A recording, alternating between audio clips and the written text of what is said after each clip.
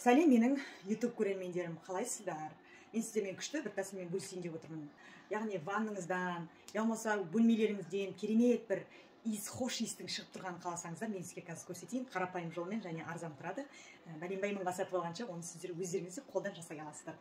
Яғни мен баклажканың астын осылай кесіп алдым. Кішкентай баклажканың әртүрлі формада болады. Сіздер магазиннен әдемі форманы сатып алып қойсаңыздар да болады. Мен сіздерге жай тәжірибе ретінде көрсетіп отырмын. Менімен бірге жасаңыздар.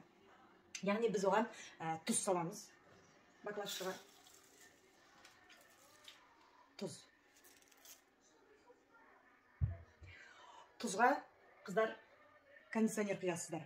Кір жуғанда, кірді шайғаннан кейін құясыздар осындай кондиционер. Менде қарапайым қазір көрсетейін. Міне осындай түрлі түстісінен болады. Олар түрлі түсті болады ғой. Қандай кондиционер құйсаңыз да болады. Әртүрлі бола береді. Менде осындай ақшыл көк екен. Яғни осылай құямын.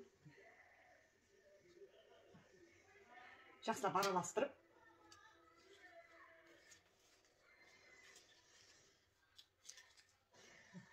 тұзбен жаңағы мен жақсылап араластырдым кондиционерді. Содан кейін ішіне бір шай қасықпен спирт құямыз, яғни арақ құямыз. Водка.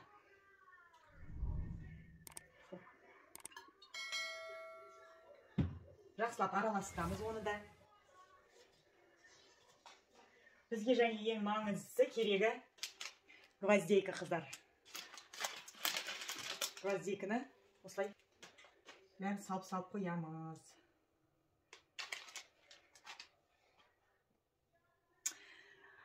Керемет болып шықты. Менімен бірге болыңыздар, жасаңыздар. Үйіңізден хош иіс кетпесін. Иісі дейтін еді бар ғой. Тұра болып вообще керемет болады. Сосын осылай ваннаға қойып қоясыздар. Яғни өзіңіз білесіз, қайда қойғыңыз келеді. Ваннаға да қоясыздар, түрлі қылып жасай беруге болады. Егер сіздерге видео ұнаса, соңына дейін қараңыздар. Маған жазылуды ұмытпаңыздар. Рахмет.